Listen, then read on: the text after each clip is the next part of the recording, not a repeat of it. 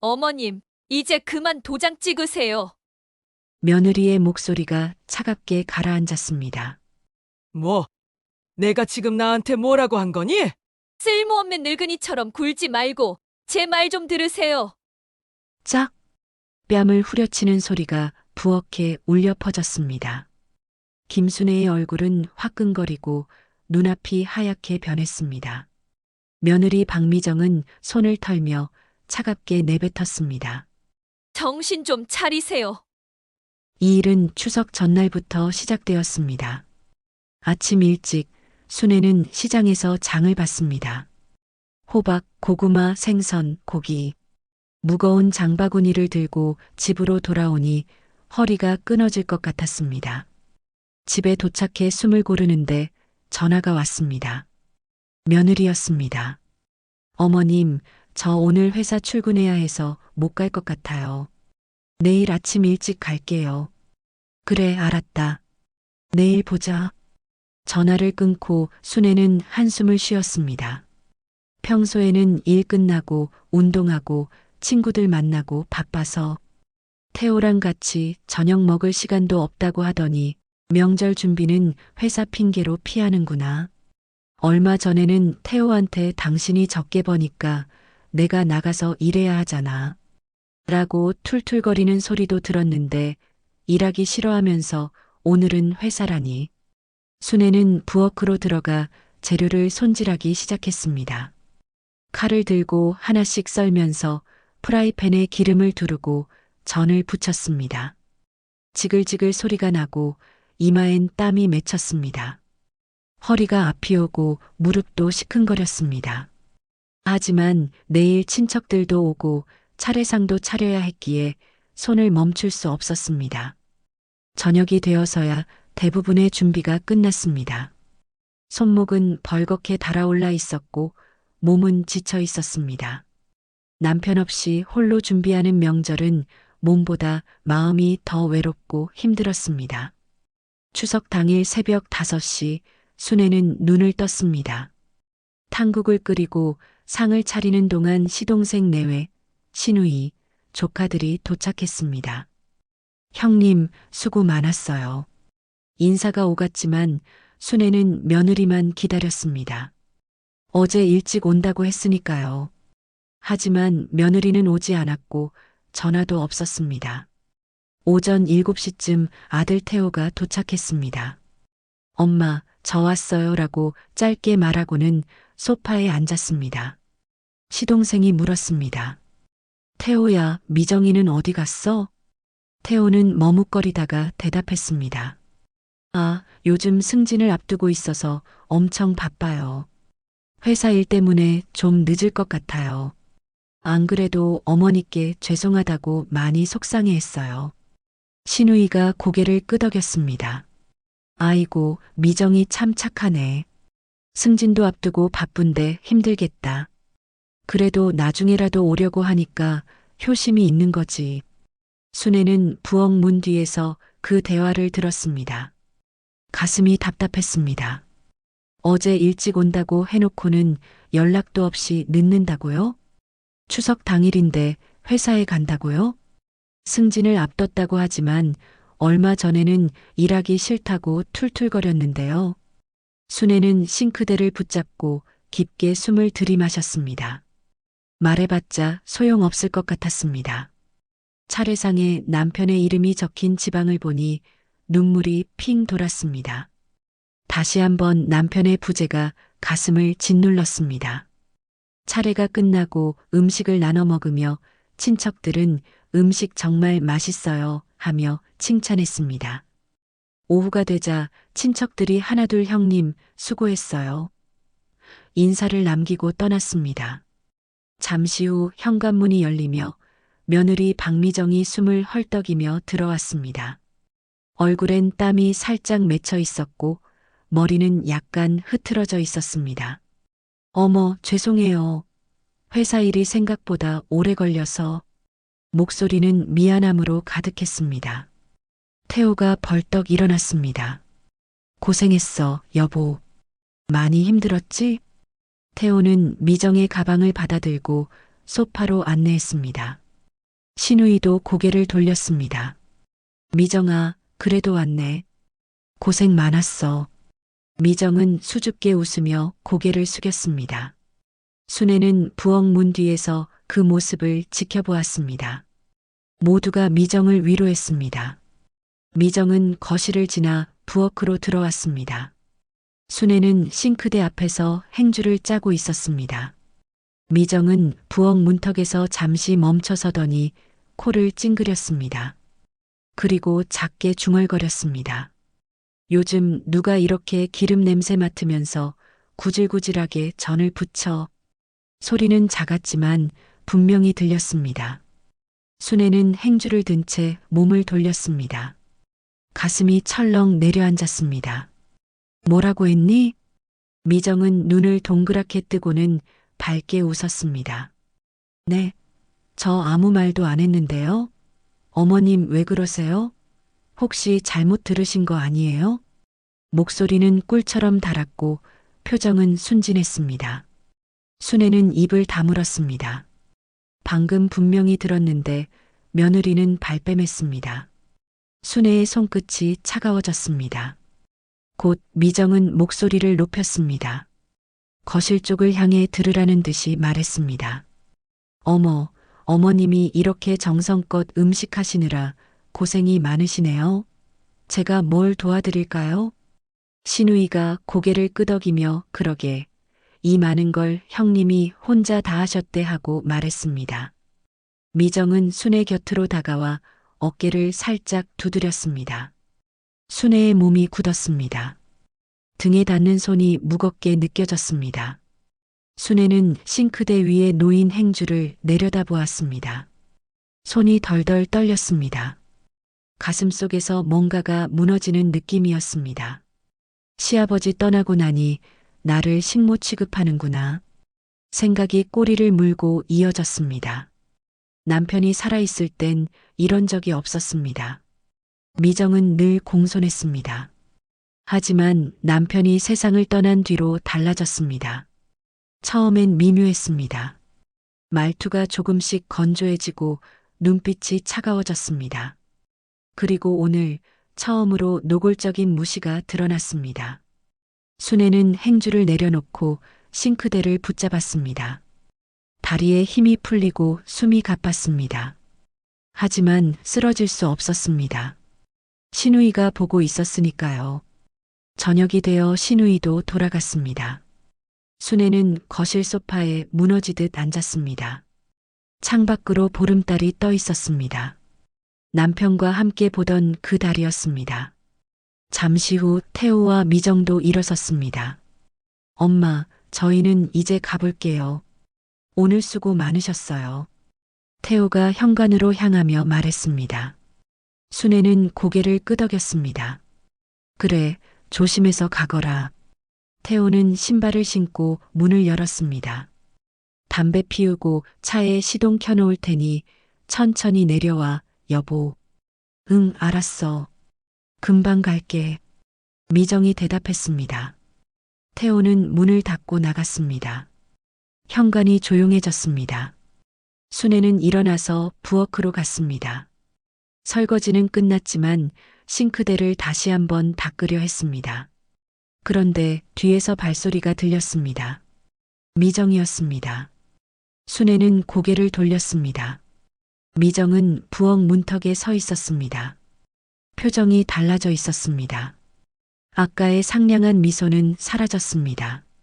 어머님, 미정의 목소리가 차갑게 가라앉았습니다. 순애는 행주를 든 채 멈춰 섰습니다. 왜 그러니? 재산 얘기 좀 해야 할 것 같아서요. 순애의 가슴이 철렁 내려앉았습니다. 재산 얘기였습니다. 무슨 재산?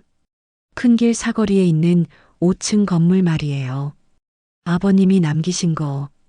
이제 어머님 명의로 되어 있잖아요. 미정은 한 발 더 다가왔습니다. 순애는 뒤로 물러섰습니다. 싱크대가 등에 닿았습니다. 그게 왜? 어머님 혼자 관리하시기 힘드시잖아요. 우리 명의로 돌리세요. 그럼 우리가 알아서 관리하고 어머님은 편하게 지내시면 돼요. 목소리는 다정했지만 눈빛은 차가웠습니다. 순애는 고개를 저었습니다. 안 돼. 그건 내 아버지가 평생 모은 거야. 내가 지킬 거야. 미정의 얼굴이 굳어졌습니다. 어머님, 어차피 나중엔 저희한테 올 거잖아요. 지금 주시는 게 나아요. 담보 잡고 대출 받아서 사업도 하고 임대료로 생활비도 쓰고 어머님은 매달 100만 원씩 드리면 충분하잖아요. 게다가 기초연금까지 받으시는데 노인네가 돈 쓸 데가 어디 있어요. 100만 원도 많이 드리는 거예요. 순애의 손이 떨렸습니다. 100만 원이요? 기초연금 30만 원 더하면 130만 원으로 살라고요? 남편이 평생 모은 재산으로요? 꿈도 꾸지 마라. 순애는 목소리를 높였습니다. 미정의 얼굴이 일그러졌습니다. 어머님, 왜 이렇게 말귀를 못 알아들으세요? 안 된다고 했어. 쓸데없는 말 그만하고 가거라. 순애는 단호하게 말했습니다. 미정은 한 발 더 다가와 순애의 어깨를 붙잡았습니다. 왜 이렇게 말귀를 못 알아먹어요? 쓸모없는 노인네처럼 굴지 말고 제 말 좀 들으세요. 짝! 뺨을 후려치는 소리가 부엌에 울려 퍼졌습니다. 순애의 얼굴이 화끈거렸습니다. 눈앞이 하얗게 변했습니다. 순애는 뺨을 감싸 쥐었습니다. 손이 부들부들 떨렸습니다. 너, 감히 시어머니를 이런 짐승만도 못한. 미정은 팔짱을 끼고 차갑게 내려다보았습니다. 내가 그냥 재산 넘겨달랬어요? 용돈도 주고 보살펴준다니까요? 이 좋은 기회를 말귀를 못 알아먹으니 내가 안 답답하겠어요? 아, 짜증나. 미정은 고개를 저으며 돌아섰습니다. 조만간 다시 올 테니까 잘 생각해봐요. 현관문이 쾅 닫혔습니다. 집안이 조용해졌습니다. 순애는 그 자리에 서 있었습니다. 뺨은 화끈거렸고 귀가 멍했습니다. 손에 든 행주가 바닥에 떨어졌지만 순애는 그것을 보지 못했습니다. 얼마나 시간이 흘렀을까요? 다리에 힘이 풀렸습니다. 순애는 천천히 바닥에 주저앉았습니다. 차가운 타일이 무릎에 닿았습니다. 내가 며느리한테 뺨을 맞았어. 순애는 뺨을 만졌습니다. 뜨거웠습니다. 눈물이 멈추지 않았습니다. 가슴이 무너지는 것 같았습니다. 지금도 나를 무시하는데 도장을 찍으면 나는 길바닥으로 내쳐질 거야. 순애는 싱크대를 붙잡고 천천히 일어나 거울을 보았습니다. 뺨은 빨갛게 부어 있었고 손자국이 선명하게 남아 있었습니다. 찬물로 얼굴을 씻어 보았지만 차가운 물이 뺨을 적실 뿐 화끈거림은 가시지 않았습니다. 순애는 자기 방으로 들어가 문을 닫고 침대에 앉았습니다. 남편의 사진이 협탁 위에 놓여 있었습니다. 순애는 사진을 집어들었습니다. 남편의 얼굴이 희미하게 웃고 있었습니다. 여보, 목소리가 떨렸습니다. 눈물이 다시 흘러내렸습니다. 남편이 살아있을 때가 떠올랐습니다. 남편은 부엌 일을 직접 도와주진 않았지만 늘 부엌 문을 열고 들여다보았습니다. 여보, 고생이 많소. 정말 맛있겠는데? 그리고는 순애의 어깨를 주물러주고 등을 쓰다듬어 주었습니다. 역시 당신 손맛이 최고야. 우리 집안 음식은 당신이 아니면 안 돼. 그 말 한마디가 큰 위로였습니다. 힘이 나고 다시 일어설 수 있었습니다. 하지만 이제 남편은 없었고 올해는 그런 말을 해주는 사람이 없었습니다. 아들은 짧게 수고했어요 하고는 소파에 앉아 핸드폰만 받고 며느리는 늦게 와서 구질구질하게 전을 부쳐라고 중얼거렸습니다. 그리고 오늘 재산을 달라며 뺨을 때렸습니다. 순애는 사진을 가슴에 안았습니다. 여보, 나 혼자 어떡해요. 아들이 남보다 못하네요. 내 가족은 하나도 없는 시댁 식구들을 위해 새벽부터 뭘 하고 있었던 건지. 딸 지연이라도 곁에 있었으면 좋았을 텐데. 순애는 며칠 전 지연이가 한 말을 떠올렸습니다. 추석 이틀 전이었습니다. 지연이한테서 전화가 왔었습니다. 엄마 미안해. 결혼하고 첫 명절이라 시댁부터 가야 할 것 같아. 만약에 명절에 못 가면 다음 주에 꼭 보러 갈게. 순애는 그래, 괜찮아. 시댁 먼저 다녀와 하고 전화를 끊었습니다. 딸도 이제 시집 식구가 있었습니다. 전화로 걱정해 주는 것만으로도 고마웠지만 지금 곁에 있어줄 수 있는 사람은 없었습니다. 아들은 와도 도움이 안 되고 며느리는 뺨을 때렸습니다. 순애는 외로웠습니다. 지연아, 다음 주에 꼭 와야 해. 엄마가 정말 힘들구나. 순애는 사진을 내려놓고 서랍을 열었습니다. 남편이 남긴 서류들이 들어 있었습니다. 부동산 등기부등본, 통장, 도장, 모두 순애 명의로 되어 있었습니다. 당신이 평생을 힘들게 모으신 건데, 내가 지킬게요. 절대 안 빼앗길 거예요. 순애는 서류를 다시 서랍에 넣고 잠갔습니다. 열쇠를 꺼내 속옷 서랍 깊숙한 곳에 숨겼습니다. 순애는 뺨을 만져보니 여전히 화끈거렸지만 눈물은 더 이상 나오지 않았습니다. 대신 분노가 천천히 차올랐습니다. 며느리가 조만간 다시 온다고 했습니다. 순애는 뭔가 해야 한다고 생각했지만 무엇을 어떻게 해야 할지 막막했습니다. 이야기 계속 이어가기 전에 부탁드립니다. 구독과 좋아요는 무료입니다. 여러분의 작은 응원이 앞으로 더 많은 이야기로 보답드릴 수 있는 힘이 됩니다. 다음 날 아침 순애는 눈을 떴습니다. 몸이 무겁고 제대로 잠을 잔 것 같지 않았습니다. 거울을 보니 뺨에 붉은 자국이 여전했습니다. 어젯밤보다는 나아 보였지만 가까이서 보면 손자국이 선명했습니다. 화장대 앞에 앉아 파운데이션을 발랐습니다. 화끈거렸지만 참았습니다. 누군가 보면 안 됐으니까요. 순애는 핸드폰을 들었다가 내려놓았습니다. 딸 지연에게 전화를 걸고 싶었지만 망설여졌습니다. 시댁에서 첫 명절 마치고 바쁠 텐데 괜히 걱정 끼치기 싫었습니다. 부엌으로 나와 차를 끓여 마셨습니다. 따뜻한 차가 목을 타고 내려갔지만 마음은 따뜻해지지 않았습니다. 며느리가 했던 말이 귀에 맴돌았습니다. 조만간 다시 올 테니까 잘 생각해봐요. 조만간이 언제일까요? 오전이 되었을 때 현관벨이 울렸습니다. 순애는 숨이 멎었습니다. 심장이 쿵쿵쿵 요동쳤습니다. 며느리일까요? 다리가 후들거렸습니다. 인터폰을 확인하니 택배 기사였습니다.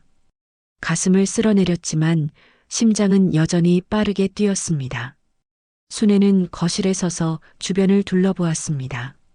안전하다고 느꼈던 이 집이 이제는 무서운 곳이 되어버렸습니다.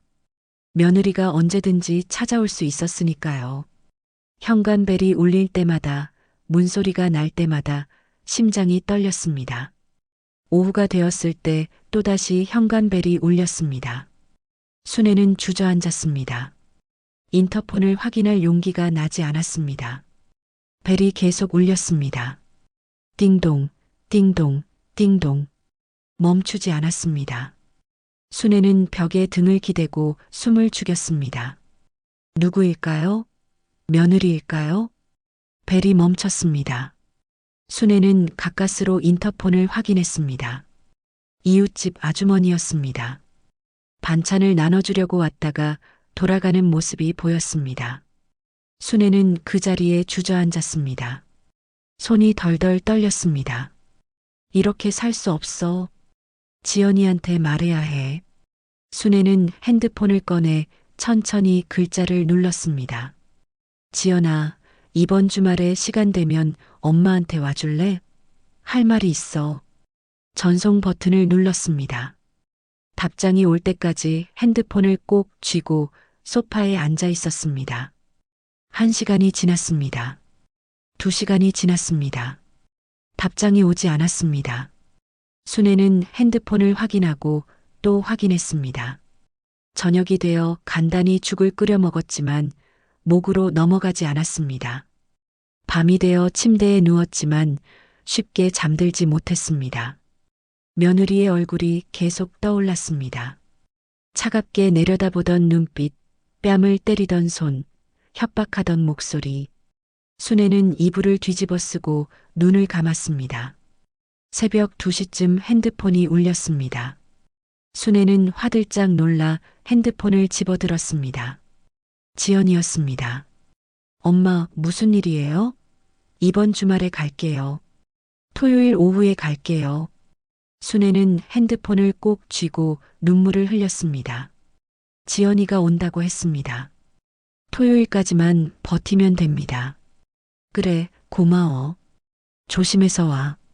핸드폰을 내려놓으니 조금 마음이 놓였습니다. 지연이가 옵니다. 그때 모든 걸 말할 겁니다. 다음 날부터 순애는 시계만 보며 하루하루를 버텼습니다. 화요일이 지나고 수요일이 지났습니다. 목요일 아침 순애는 거울을 보았습니다. 뺨의 자국이 조금 더 옅어졌습니다. 토요일까지 더 나아지겠죠. 그날 저녁 순애는 저녁을 먹고 설거지를 하고 있었습니다. 그때 핸드폰이 울렸습니다. 지연이었습니다. 순애는 핸드폰을 받았습니다. 엄마, 정말 미안해요. 지연의 목소리가 무거웠습니다. 순애의 가슴이 철렁 내려앉았습니다. 왜 그래? 병원에서 급하게 나오래요. 큰 수술이 잡혀서 토요일에 못 갈 것 같아요. 다음 주에 꼭 갈게요. 순애는 숨이 막혔습니다. 다음 주요? 며느리가 조만간 온다고 했는데 다음 주까지 기다릴 수 있을까요? 지연아, 그래도 엄마 정말 죄송해요. 사람 목숨이 달린 일이라 제가 최대한 빨리 갈게요. 전화가 끊겼습니다. 순애는 핸드폰을 든 채 멍하니 서 있었습니다. 지연이가 못 온다고 했습니다. 다음 주라고 했습니다. 순애는 싱크대를 붙잡았습니다. 다리에 힘이 풀렸습니다. 혼자, 또 혼자야. 순애는 바닥에 주저앉았습니다. 눈물이 흘러내렸습니다. 이제 어떻게 해야 할까요? 며느리는 언제 올까요? 순애는 고개를 떨궜습니다. 그날 밤 순애는 악몽을 꾸었습니다. 며느리가 다시 찾아와 순애를 요양원으로 끌고 가는 꿈이었습니다. 순애는 비명을 지르며 깼습니다. 온몸이 땀에 젖어 있었습니다. 시계를 보니 새벽 4시였습니다. 다시 잠들 수 없었습니다. 금요일 아침 순애는 일어나 거울을 보았습니다. 얼굴이 수척하고 눈가에 다크서클이 짙었습니다. 거의 잠을 이루지 못한 밤이었습니다. 순애는 화장을 하고 옷을 갈아입었습니다. 오늘도 버텨야 했습니다. 오후가 되었을 때 현관벨이 울렸습니다. 순애는 숨이 멎었습니다. 인터폰을 확인했습니다. 며느리 미정과 아들 태호였습니다. 순애의 손이 떨렸습니다. 며느리가 왔습니다. 문을 열자 미정이 환하게 웃으며 들어왔습니다. 어머님, 안녕하세요. 날씨 좋죠? 마치 며칠 전 일이 없었던 것처럼 상냥했습니다. 태호도 뒤따라 들어오며 엄마 그동안 잘 지내셨어요? 하고 물었습니다. 순애는 겨우 고개를 끄덕였습니다. 거실 소파에 앉았습니다. 미정은 가방에서 과일 바구니를 꺼냈습니다. 어머님 좋아하시는 사과 샀어요. 요즘 맛있더라고요. 순애는 과일 바구니를 바라보았습니다. 말이 나오지 않았습니다. 태호가 입을 열었습니다. 엄마, 우리 오늘 진지하게 얘기 좀 하려고 왔어요. 순애의 가슴이 철렁 내려앉았습니다. 미정이 부드럽게 미소 지으며 말했습니다. 어머님, 혼자 사시는 거 힘드시죠? 요즘 다른 며느리들 보면 시어머니 요양원 보내는 사람 정말 많아요. 근데 저희는 그러고 싶지 않거든요. 순애는 미정을 바라보았습니다. 요양원이요? 어머님을 우리가 모시고 싶어요. 같이 살면 외롭지도 않으시고 얼마나 좋아요? 태호가 고개를 끄덕이며 거들었습니다. 맞아요, 엄마. 우리가 모실게요. 어차피 나중에는 저희한테 다 넘어올 거잖아요. 지금 정리하시는 게 나아요. 순애는 태호를 바라보았습니다. 태호가 조심스럽게 말을 이었습니다. 사실 엄마, 저도 회사 다니면서 이렇게 사는 게 한계예요. 사업 자금 만들 수 있고요. 엄마 돌아가시면 어차피 저희 주실 거 몇 년 빨리 정리하시면 서로 좋잖아요. 순애는 숨이 막혔습니다. 아들이 이런 말을 하다니. 미정이 순애의 손을 잡으려 했습니다. 순애는 손을 빼냈습니다. 미정은 아랑곳하지 않고 계속 말했습니다. 어머님, 이 아파트 팔고 저희랑 합치면 더 넓은 곳으로 옮길 수도 있어요. 그리고 큰 길 사거리 건물하고 아버님 고향 땅, 그거 관리하는 게 보통 일이 아니잖아요. 태호가 거들었습니다. 맞아요, 엄마. 그런 거 저희가 다 해드릴게요. 미정이 환하게 웃었습니다. 저희가 다 관리하면 어머님은 복잡한 일 신경 안 쓰셔도 돼요. 편하게 사시기만 하시면 되는 거예요. 순애는 손을 꽉 쥐었습니다. 모든 재산을 내놓으라는 소리였습니다. 너희 쓸데없는 말 그만하고 가. 순애의 목소리가 떨렸습니다. 태호가 당황했습니다. 엄마, 왜 그러세요? 우리가 엄마 생각해서 하는 말인데. 나가라고 했어. 순애는 소리쳤습니다. 태호가 일어서며 핸드폰을 꺼냈습니다. 엄마, 좀 진정하세요. 담배 한 대 피우고 올게요. 태호는 현관문을 열고 밖으로 나갔습니다. 순애는 미정을 보았습니다. 너도 가. 앞으로 이런 얘기할 거면 태호도 너도 여기 오지 마. 순애는 부엌으로 향했습니다. 물을 마시고 싶었습니다. 그런데 뒤에서 발소리가 들렸습니다. 미정이 따라 들어왔습니다. 순애는 뒤로 물러섰습니다. 미정의 얼굴이 차갑게 변해 있었습니다. 어머님, 목소리가 낮게 가라앉았습니다. 아까의 상냥함은 온데간데 없었습니다. 똑똑히 들으세요. 우리가 모시겠다는 걸 거절하시면 요양원밖에 없어요. 혼자 사시면 언제 쓰러지실지 몰라요. 순애는 숨이 막혔습니다. 미정이 한 발 더 다가왔습니다. 어머님 돌아가시고 난 뒤에 재산 정리하면 서류 절차 복잡하고 시간도 오래 걸려요. 지금 정리하시는 게 훨씬 편한데 왜 고집 부리세요? 순애는 싱크대를 붙잡았습니다. 다리가 후들거렸습니다. 계속 이러시면 저희도 어쩔 수 없어요. 미정의 목소리가 더 낮아졌습니다. 다음 주 월요일에 다시 올게요. 그때는 서류 다 들고 올 테니까 도장 준비해 두세요.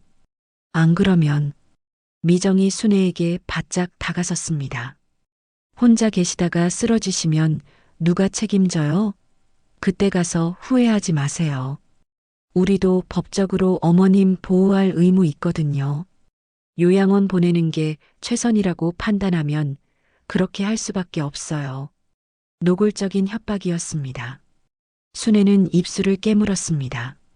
나가. 목소리가 겨우 나왔습니다. 미정은 코웃음을 쳤습니다. 월요일 낮 2시에 올 테니까 꼭 집에 계세요. 안 계시면 저희가 직접 처리할 방법 찾을 거예요. 미정은 돌아서서 부엌을 나갔습니다. 순애는 싱크대에 기댄 채 서 있었습니다. 손이 덜덜 떨렸습니다. 거실에서 태호가 돌아온 소리가 들렸습니다. 미정이 밝은 목소리로 말했습니다. 어머님, 저희 이만 갈게요. 건강 챙기세요. 월요일에 또 뵐게요. 현관문이 닫혔습니다. 집안이 조용해졌습니다. 순애는 그 자리에 주저앉았습니다. 월요일에 또 온다. 미정의 말이 귀에 맴돌았습니다. 서류 들고 올 테니까 도장 준비해 두세요. 안 계시면 직접 처리할 방법 찾을 거예요. 순애는 눈물을 흘렸습니다. 무서웠습니다. 며느리가 무엇을 할지 알 수 없었습니다. 월요일이면 모레잖아. 순애는 핸드폰을 집어들었습니다. 지연이에게 전화를 걸어야 했습니다. 하지만 지연이는 수술 중일 겁니다. 순애는 핸드폰을 내려놓았습니다. 저녁이 되었지만 입맛이 없어 밥을 먹을 수 없었습니다. 물만 마셨습니다. 소파에 앉아 어둠이 내린 창밖을 바라보았습니다. 밤이 되어 침대에 누웠습니다. 남편의 사진을 보았습니다. 여보, 무서워요. 월요일에 또 온대요. 도장 준비하라고. 안 그러면 요양원 보낸대요. 순애는 사진을 가슴에 안고 눈을 감았습니다. 잠이 오지 않았습니다. 며느리의 얼굴이 계속 떠올랐습니다. 차갑게 내려다보던 눈빛, 월요일에 또 올 테니까 하던 목소리. 새벽이 되어서야 겨우 얕은 잠이 들었지만 또다시 악몽을 꿨습니다. 며느리가 순애를 요양원으로 끌고 가는 꿈이었습니다. 순애는 땀에 젖어 비명을 지르며 깼습니다. 다음 날 아침 순애는 거울을 보며 한숨을 쉬었습니다. 얼굴이 수척하고 눈가에 다크서클이 짙었습니다. 거의 잠을 이루지 못한 밤이었습니다. 오후가 되자 순애는 핸드폰을 들었습니다. 지연이에게 전화를 걸어야 했습니다. 더 이상 혼자 버틸 수 없었습니다. 내일이 일요일이고 모레가 월요일이었습니다. 며느리가 온다는 그날이었습니다. 순애는 떨리는 손으로 지연이의 번호를 눌렀습니다. 신호음이 길게 울렸습니다. 받지 않았습니다. 순애는 다시 전화를 걸었습니다. 또 받지 않았습니다. 수술 중인가 봅니다. 순애는 문자를 보냈습니다. 지연아, 엄마야. 급한 일이 있어. 꼭 전화 좀 해줘. 전송을 누르고 핸드폰을 내려놓았습니다. 1시간이 지났습니다. 2시간이 지났습니다. 답장이 오지 않았습니다. 순애는 소파에 앉아 핸드폰만 바라보았습니다. 저녁이 되었을 때 핸드폰이 울렸습니다. 지연이었습니다. 엄마, 지연아. 순애의 목소리가 터져 나왔습니다. 지연이 다급하게 물었습니다. 엄마, 무슨 일이에요? 문자 보고 깜짝 놀랐어요. 수술 끝나자마자 바로 전화했어요. 순애는 울음을 참으려 했지만 목소리가 떨렸습니다. 지연아,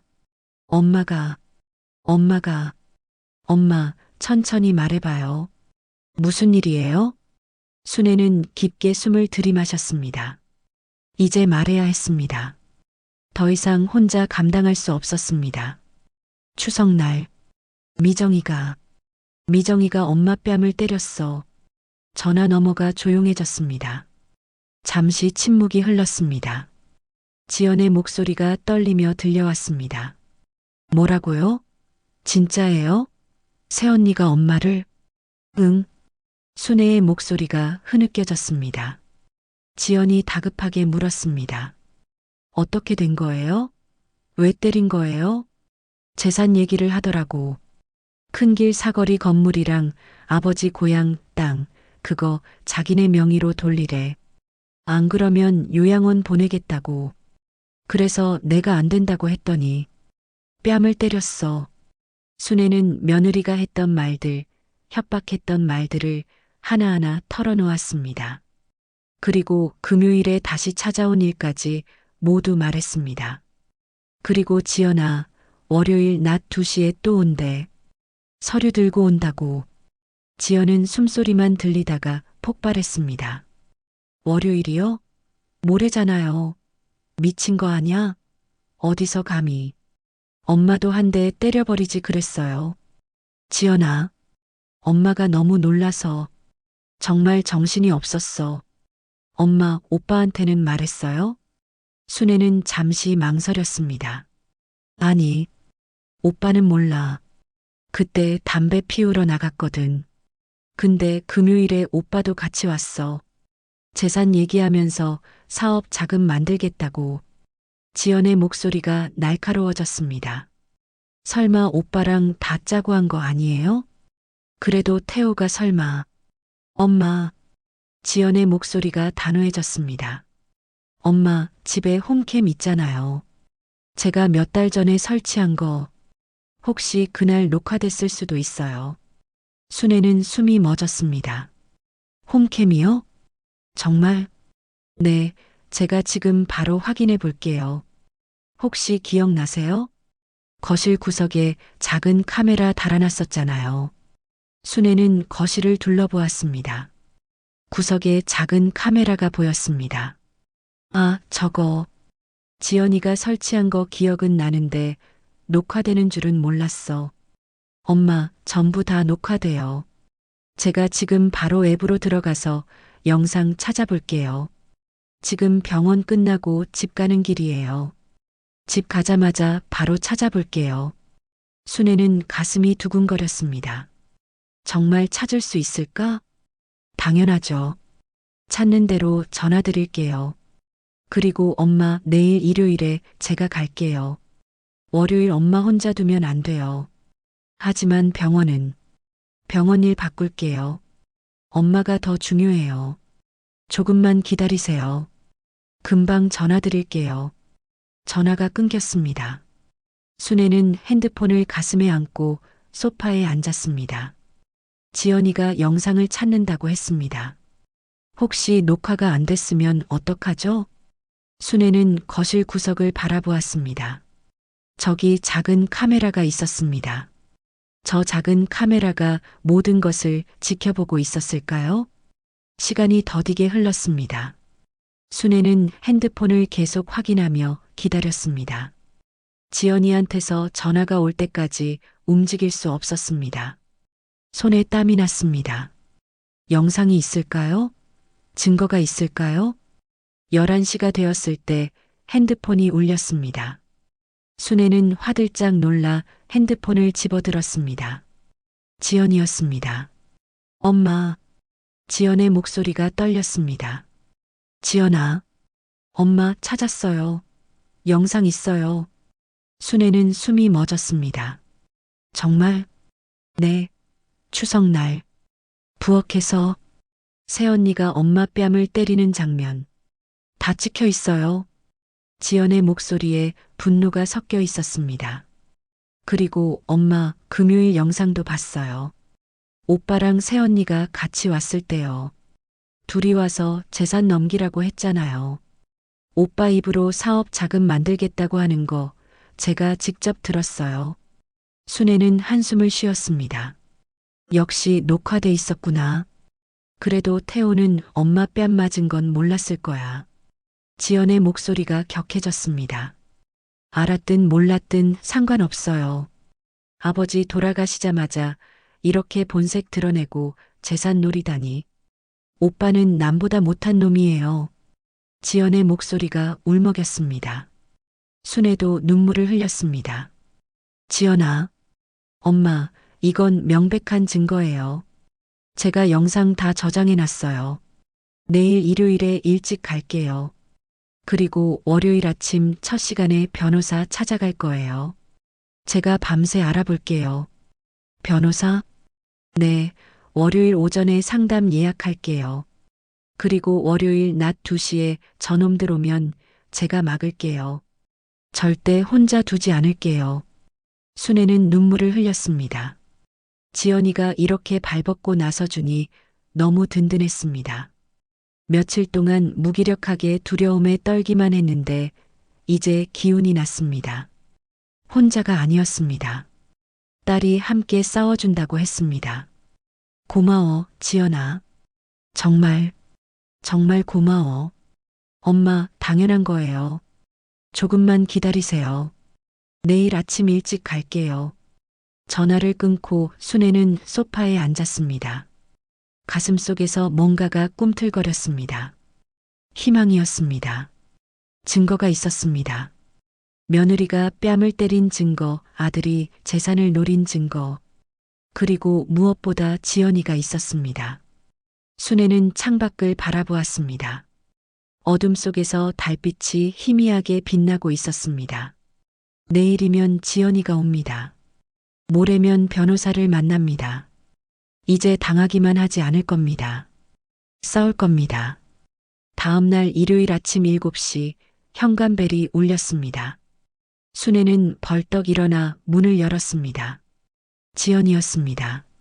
생각보다 일찍 왔습니다. 엄마. 지연이 순애를 꼭 안았습니다. 순애는 딸의 품에서 안도의 한숨을 쉬었습니다.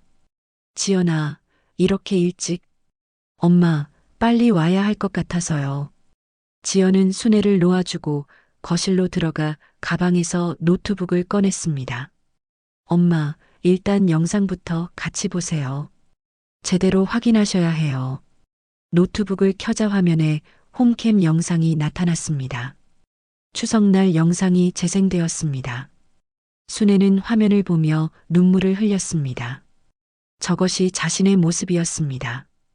뺨을 맞고 무너지던 그날의 모습이었습니다. 지연이 노트북을 덮고 순애의 손을 꼭 잡았습니다. 엄마, 제가 밤새 인터넷 검색해서 변호사 상담 예약해놨어요. 월요일 오전 10시예요. 순애는 지연을 바라보았습니다. 벌써 예약까지 했어? 네, 내일 아침에 변호사 만나고 낮에 저놈들 오면 제가 대응할게요. 순애는 고개를 끄덕였습니다. 지연이 모든 걸 준비해놨습니다. 이제 따라가기만 하면 됩니다. 일요일은 순애와 지연이 함께 보냈습니다. 지연이 간단히 식사를 준비했고 두 사람은 조용히 이야기를 나눴습니다. 순애는 딸과 함께 있으니 마음이 편했습니다. 다음 날 월요일 아침 9시 두 사람은 집을 나섰습니다. 지연의 차를 타고 변호사 사무실로 향하는 동안 순애는 창밖을 바라보았습니다. 거리는 평화로웠습니다. 사람들은 웃으며 걷고 있었습니다. 하지만 순애의 마음은 무거웠습니다. 변호사 사무실에 도착했습니다. 중년의 남자 변호사가 두 사람을 맞이하며 자리를 권했습니다. 안녕하세요. 저는 가족법 전문 변호사 김민수입니다. 노인 학대와 재산 분쟁 사건을 20년 넘게 다뤄왔습니다. 어머님 같은 사례 많이 봤어요. 걱정 마시고 편하게 말씀해 주세요. 순애는 조금 마음이 놓였습니다. 이런 일을 많이 다뤘다니 믿어도 될 것 같았습니다. 어머님, 상황 설명 좀 해주시겠어요?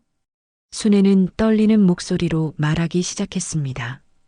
추석날 있었던 일, 며느리가 했던 말들, 뺨을 맞은 일, 금요일에 아들과 며느리가 다시 와서 재산을 넘기라고 협박한 일까지 하나하나 털어놓았습니다.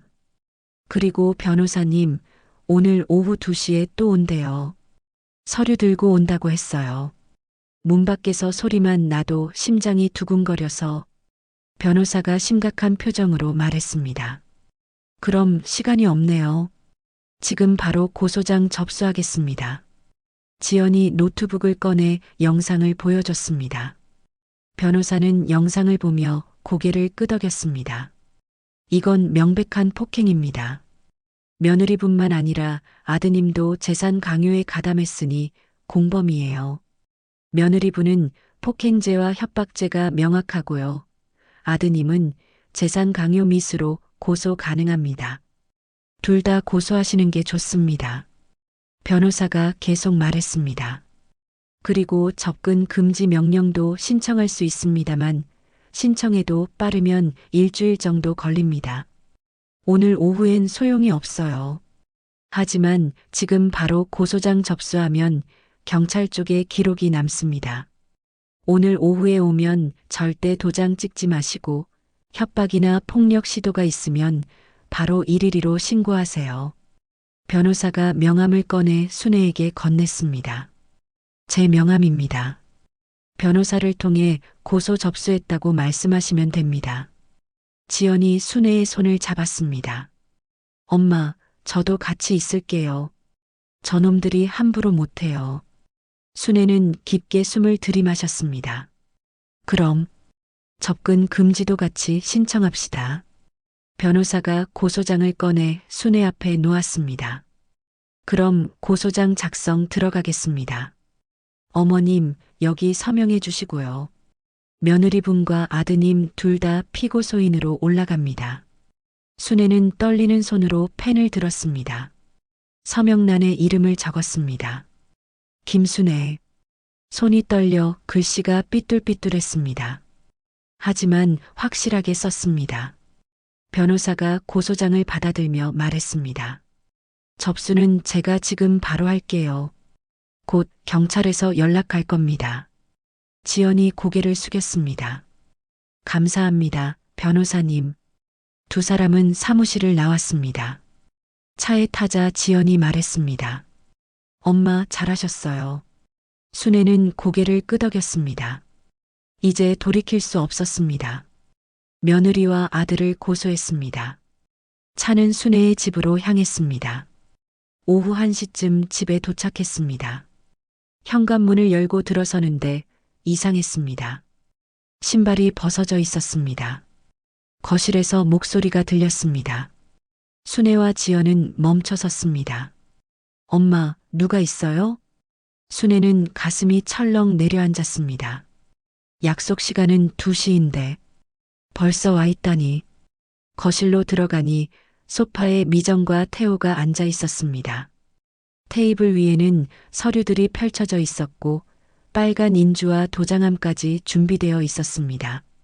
미정이 고개를 돌리더니 순애를 보며 환하게 웃었습니다. 어머님, 어디 다녀오셨어요? 저희 한참 기다렸어요. 순애가 차갑게 물었습니다. 2시에 온다더니 왜 벌써 왔니? 태호도 일어서며 말했습니다. 엄마, 우리 오늘 서류 다 준비해 왔어요. 도장만 찍으시면 돼요. 간단해요. 순애가 단호하게 말했습니다. 이제는 비밀번호 바꿀 테니까 함부로 들락거리지 마. 참, 방금 변호사 만나고 오는 길인데 너희 둘 다 고소했고 접근 금지도 신청해놨다. 거실이 조용해졌습니다. 태호의 얼굴이 창백해졌습니다. 엄마, 설마. 미정이 벌떡 일어나며 소리쳤습니다. 고소요? 어머님, 이제 정신도 오락가락하세요? 어떻게 부모가 자식을 고소해요? 농담이시죠? 지연이 앞으로 나서며 핸드폰을 꺼냈습니다. 새언니, 이거 보실래요? 화면에 영상이 재생되었습니다. 추석날 미정이 순애의 뺨을 때리는 장면이었습니다. 거실이 조용해졌습니다. 미정의 얼굴이 새하얗게 변했습니다. 지연이 태호를 보았습니다. 이 영상을 보고도 오빠는 놀라지도 않네.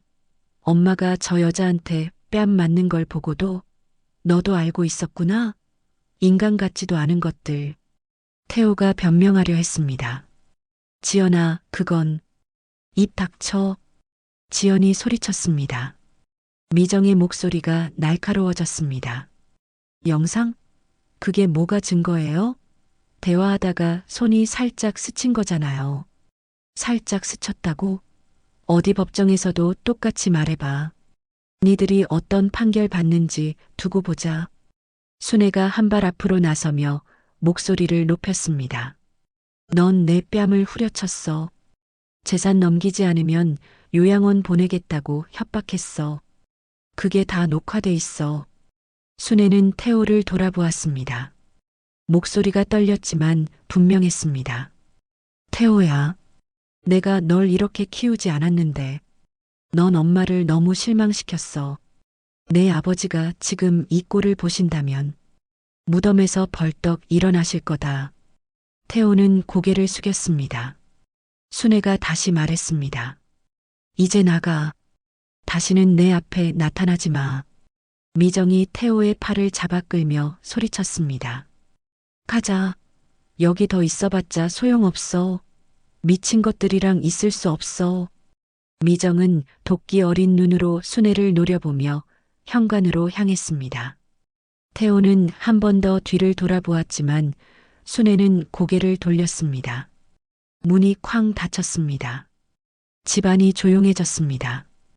순애는 그 자리에 주저앉았습니다. 지연이 순애를 안았습니다. 엄마 잘하셨어요. 이제 괜찮아요. 순애는 딸의 품에서 울었습니다. 아들을 잃은 것 같았습니다. 하지만 딸이 있었습니다. 딸이 곁에 있었습니다. 며느리와 아들이 떠나고 집안이 조용해졌습니다. 순애는 소파에 앉아 창밖을 바라보았습니다. 해가 지고 있었습니다. 주황빛 노을이 하늘을 물들이고 있었습니다. 지연이 순애 옆에 앉았습니다. 한참 동안 두 사람은 말없이 앉아 있었습니다. 지연이 먼저 입을 열었습니다. 엄마, 괜찮으세요? 순애는 고개를 끄덕였습니다. 하지만 눈물이 흘러내렸습니다. 지연아, 엄마가 아들을 고소했어. 내가 낳아서 키운 아들을. 지연이 순애의 손을 꼭 잡았습니다. 엄마 잘못 아니에요. 오빠가 잘못한 거예요. 순애는 눈물을 닦았습니다. 그래도 아들인데 내가 너무 매정한 엄마 같아서. 엄마. 지연이 순애를 안았습니다. 엄마는 매정하지 않아요. 엄마는 당당하게 싸운 거예요. 자신을 지킨 거예요. 오빠가 엄마를 버렸어요. 엄마가 오빠를 버린 게 아니에요. 순애는 딸의 품에서 울었습니다. 한참을 그렇게 울었습니다. 지연은 순애의 등을 쓰다듬어 주었습니다. 시간이 흘렀습니다. 저녁이 되었습니다. 지연이 일어나 부엌으로 갔습니다. 엄마, 제가 저녁 준비할게요. 고마워, 지연아. 지연은 냉장고를 열어 재료를 꺼내 간단히 저녁을 준비했습니다. 순애는 부엌 문 앞에서 지연의 뒷모습을 바라보았습니다. 당신이 살아계실 때 이런 마음으로 요리하는 내 뒷모습을 바라봤겠구나. 순애는 부엌으로 들어가 지연의 등을 쓰다듬었습니다. 지연이 돌아보며 웃었습니다. 엄마, 왜요? 아무것도 아니야. 그냥 고맙고 대견해서. 지연이 밥상을 차렸습니다. 순애는 숟가락을 들었습니다. 따뜻했습니다. 눈물이 났습니다. 맛있어요? 응, 맛있어. 지연이 내가 해준 거라 더 맛있어. 두 사람은 조용히 식사를 했습니다. 지연이 물었습니다. 엄마, 며칠만 더 같이 있다 갈게요. 병원에 휴가 냈어요. 순애는 고개를 끄덕였습니다. 고마워, 지연아.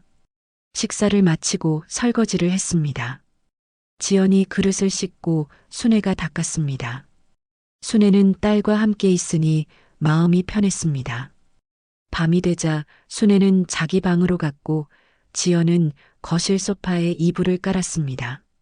순애는 침대에 누워 남편의 사진을 보았습니다. 여보, 오늘 정말 힘든 하루였어요. 태호를 고소했어요. 미정이도요. 내가 잘한 걸까요? 사진 속 남편은 웃고 있었습니다. 순애는 사진을 가슴에 안았습니다. 당신이 보시기엔 어떠세요? 내가 너무 매정했나요? 대답은 없었습니다. 하지만 순애는 알 것 같았습니다. 남편도 이해할 거라고, 남편도 순애를 지지할 거라고. 사흘 후 경찰에서 연락이 왔습니다. 조사를 받으러 오라고 했습니다. 지연이 함께 갔습니다. 경찰은 영상을 보고 진술을 받았습니다. 순애는 떨리는 목소리로 모든 것을 말했습니다. 힘드셨겠습니다. 잘 참으셨어요. 경찰이 위로했습니다. 순애는 고개를 숙였습니다. 경찰 조사가 끝나고 사건은 검찰로 넘어갔습니다. 일주일 후 접근 금지 명령이 나왔습니다. 미정과 태호는 순애의 집 반경 500m 안에 올 수 없었습니다. 전화도 문자도 금지되었습니다. 순애는 조금 안심할 수 있었습니다. 지연은 그제야 병원으로 돌아갔습니다. 엄마, 무슨 일 있으면 바로 전화하세요. 제가 달려올게요. 알았어, 지연아. 조심해서 가. 순애는 혼자 남았지만 이제 두렵지 않았습니다. 접근 금지 명령이 있었고 무엇보다 자신이 달라졌다는 걸 알았습니다. 고소한 지 한 달이 지난 어느 날 변호사에게서 전화가 왔습니다. 재판 날짜가 잡혔다고 했습니다. 순애는 지연에게 전화했습니다. 지연아, 재판 날짜가 잡혔대. 언제예요? 다음 주 화요일이래. 제가 같이 갈게요, 엄마. 재판 당일 순애와 지연은 법정에 갔습니다. 미정과 태호가 나란히 앉아 있었습니다. 태호는 순애를 보았습니다. 순애는 고개를 돌렸습니다. 재판이 시작되었습니다. 검사가 영상을 제출했습니다. 판사가 영상을 봤습니다. 미정의 변호사가 변론했습니다. 대화 중 실수로 손이 닿은 것입니다. 폭행 의도가 없었습니다. 검사가 반박했습니다. 영상을 보십시오. 명백한 폭행입니다. 그리고 협박도 있었습니다. 재판은 1시간 넘게 이어졌습니다. 판사가 판결을 내렸습니다. 피고인 박미정은 폭행죄와 협박죄로 벌금 150만 원에 처합니다. 피고인 김태호는 재산 강요 미수로 벌금 50만 원에 처합니다. 그리고 피해자에 대한 접근 금지 명령은 1년간 유지됩니다. 미정이 벌떡 일어나며 소리쳤습니다. 이게 무슨 판결이에요? 말도 안 돼요. 판사가 냉정하게 말했습니다. 조용히 하십시오. 법정 모독죄로 추가 처벌받을 수 있습니다. 미정은 도끼 어린 눈으로 순애를 노려보았습니다. 그리고는 고개를 획 돌려 법정을 나갔습니다. 태호는 순애를 보다가 미정을 쫓아 허둥지둥 법정을 나갔습니다. 순애는 지연의 손을 꼭 잡았습니다. 법정을 나온 순애는 변호사에게 불안한 목소리로 물었습니다. 변호사님, 그런데 1년 후에 접근 금지가 끝나면 또 찾아와서 괴롭히면 어떡하죠? 변호사가 안심시키듯 말했습니다. 어머님, 걱정 마세요. 이번에 전과 기록이 남았습니다. 만약 1년 후에 다시 괴롭히거나 협박하면 재범이 되어서 훨씬 더 무거운 처벌을 받게 됩니다. 그리고 초범이라 이번엔 벌금형으로 끝났지만 전과자가 됐다는 것 자체가 큰 부담이에요. 쉽게 다시 오지 못할 겁니다. 순애는 조금 안심이 되었습니다. 그럼 정말 다시는 안 올까요? 네, 그럴 가능성이 높습니다. 혹시라도 오면 바로 경찰에 신고하시면 됩니다. 순애는 깊게 숨을 들이마셨습니다. 끝났습니다. 이제 정말 끝났습니다. 그날 저녁 순애와 지연은 집에서 차를 마셨습니다. 따뜻한 차가 목을 타고 내려갔습니다. 창밖으로 석양빛이 들어왔습니다. 지연이 순애의 손을 잡았습니다. 엄마, 아버지가 평생 모으신 재산, 엄마가 잘 지키셨어요. 이제 편히 사시면서 운동도 하고 친구들도 만나고 여행도 다니세요. 엄마 인생 즐기세요. 순애는 눈물을 흘렸습니다. 고마워, 지연아. 엄마, 앞으로 내가 자주 올게요. 순애는 고개를 저었습니다. 지연아, 자주 오지 않아도 괜찮아. 넌 내 생활이 있잖아. 엄마는 이제 괜찮아. 혼자서도 잘 살 수 있어. 내가 가르쳐줬잖아. 당당하게 싸우는 법을. 지연이 눈물을 흘렸습니다. 엄마, 엄마 이제 안 무서워. 내가 나를 지킬 수 있다는 걸 알았거든. 물론 내가 가끔 오면 좋지. 하지만 엄마는 이제 혼자서도 괜찮아. 창밖으로 따뜻한 석양빛이 들어왔습니다. 순애는 창밖을 바라보며 미소 지었습니다. 그로부터 몇 달 후 순애는 공원에서 친구들과 산책을 하고 있었습니다. 문화센터에서 배운 서예 작품을 들고 웃으며 이야기를 나눴습니다. 더 이상 문소리에 놀라지 않았고 벨소리에 두려워하지 않았습니다. 순애는 이제 알았습니다. 자신을 지킬 수 있다는 것을, 혼자서도 당당하게 살 수 있다는 것을. 오늘도 함께 해주셔서 감사합니다. 여러분의 작은 관심 하나하나가 모여 더 많은 감동적인 이야기를 만들어 갑니다. 구독과 좋아요로 응원해 주세요.